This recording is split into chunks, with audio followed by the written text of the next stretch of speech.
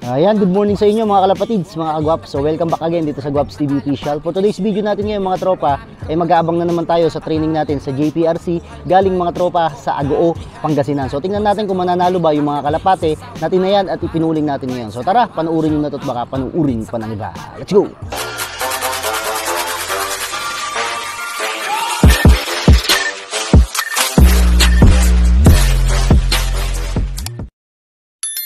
Weather update natin ngayong umaga mga tropa. Kanina medyo madilim talaga ang panahon, pero sa awa ng Diyos, eto, binigyan naman tayo ng magandang araw. Kids, mga kagwaps, tingnan natin kung sino ba ang magwawagi ngayon at kung papasok ba sa pooling ang tinayan natin mga tropa. Mainam din kasi kapag sumusubok tayo sa mga ganito. Nalalaman natin yung oras ng mga kalapati natin. Yung ganun sa nakaraan, nakita nyo naman, motor na, naging bato pa mga tropa sa sobrang tagal ng kalapati natin pumasok. Kasi ayun, siguro dahil na rin yun sa ginagawa nating training sa kanila, medyo nabitin pa sila kasi medyo malapit pa mga tropa. So buksan na pala natin to. So itinayan din natin pala sa Survivor, sa endurance ng JPRC. Ayun nga yung kapatid ni Pakito, tapos yung kapatid ng Orange yung Singseng, kasi Orange yung Singseng sa CL yon. And then yung isa pa doon is yung kapatid ni Garutay. So tatlo lang din mga tropa. Yun mga kalapatids, ito pala, meron pala tayo ritong hawak na Pakito line natin, ang Pakito. So kung mapapansin nyo, meron ditong one eye cold mga tropa. Ayan. So yung sakit na one eye cold, napaka-normal lang nito mga kalapatids. Kasi ang panahon natin ngayon, umuulan, umaaraw, and then yung mga kalapate, basta't nabomba ng hangin mga kalapatids, asahan nyo na magkakaroon ng one eye cold or prone sila sa one eye cold mga tropa. So ang ginagawa ko lang dito, binibigyan ko lang ng oregano mga tropang kalapatids, and then betracin, hinahalo natin sa tubig at saka natin nililiguan mga tropa para nang sa gayon ma-refresh yung katawan nila, maging presko sila mga tropa, at matanggal din natin yung mga marurumi sa kanilang mata. So wait lang mga tropa, at huhugasan lang natin to, paliliguan lang din natin. Alright, let's go. Ayan, kailangan maligo ka. Tapos linisin natin ang ilong mga tropa, tapos yung mata. Sa ganito normally mga kagwaps, merong mga kulay, parang kulay puti sa kanilang mga mata. So kailangan na matanggal yon, kasi yun yung parang mga namuong sipon. Ito, galing ko tong kanya. Yan, okay na. So ganito lang magiging itsura niya mga tropa.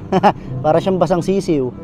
So ito, tingnan nyo mamaya, papakita ko sa inyo pag natuyo ito, magiging okay na to mga tropa. Ayan. Medyo nilinisan lang natin siya. Nakapikit siya kasi nilinisan natin siya mga kalapatids ng mata. Yan mga tropa, abang-abang na po tayo. At medyo malapit-lapit na po yung mga ibon natin mga kalapatids. So syempre lilim muna tayo dito para nang sa gayon na hindi naman masyadong mainit yung abangan natin mga tropa. Nagkulay uling na si Kuya Gwaps at Ibiron. Ganyan talaga. Talo na naman tayo. Inubos na ang budget ko. Katataya sa pooling nyo. Ay dako, Diyos ko. Nagpaklak na yung alyaga mga tropa. Malapit na ibon natin neto.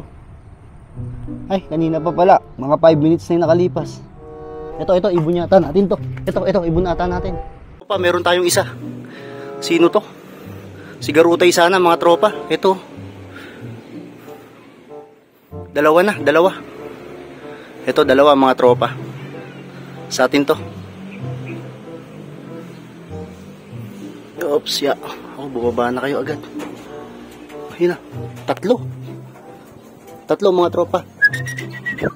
Sok. Puta na, ala si Garutay. Alay pinuling natin mga tropa, kaagay oh. Ayan, ala pang nagkukuhan sa Saragosa. Pasok, sayang, ala si Garutay. 4 yung ibon ko mga tropa. Wala pang nagpapaklak ng Saragosa. Nako, eto 4 yung ibon ko. Wala pa si Garutay mga kalapatids. Sayang, yung tinayan natin wala rito. So yan, tapos ito magkapatid. Tapos ito naman, bali magtita to mga tropa, kasi kapatid ni Pakito tong nasa gitna, and then yung isa na yon pamangkin na lang ni Pakito. Meron pa tayong isa mga tropa. Ito. Sayang. Ito dalawa pa pala oh. Sok. Ayan, di naman to naka-sticker kaya okay lang na paglaruan natin mga tropa. Sok na kayo nun, pasok na. Ayan, nagpapakita na yung isang Acebird natin ng speed mga tropa. So nagkaklak na siya. Yun yung black check na yun, dati hindi nagkaklak yun 6 agad yung ibon natin.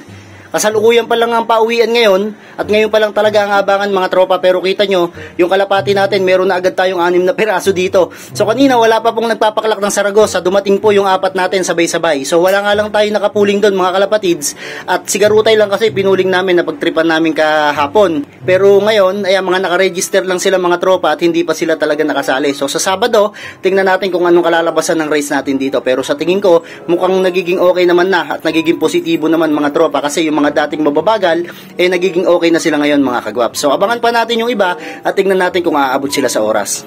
Ito rin, JPRC din to mga tropa, JPRC banded.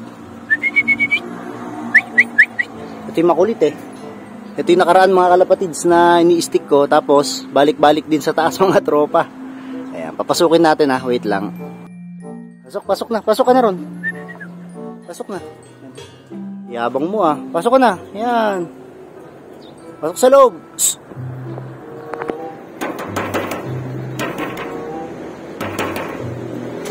Okay na mga tropa. Magaling talaga tong isa na to mga tropa Yung checkered na hen, eto na rin. Tago lang ako mga tropa, bababa rito yan. Matyaga ka talaga. Pasok ka na ron. Huwag ka na nga angat. Pasok ka na sa loob. Pasok na ron. Pasaway din yan mga kalapatids Okay, pasok ka na. Di kita dadalain. Pasok na, pasok. Sok. Okay. Ayun na, shoot na mga tropa. Ayan, tingnan nyo mga kagop, si Kambal, hindi ako sinamahan magabang. Ayun dala-dala anak ko, nag-exercise sila dun sa court mga tropa. Hello, garutay. Ba't ngayon ka lang? Pasok ka na.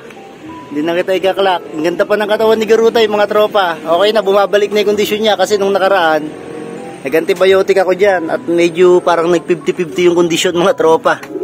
Ayan, okay lang yun, kahit matalo tayo sa pooling, basta tatayang kita. Huwag ka magsasawang lumipad, idulo mo para mas maganda.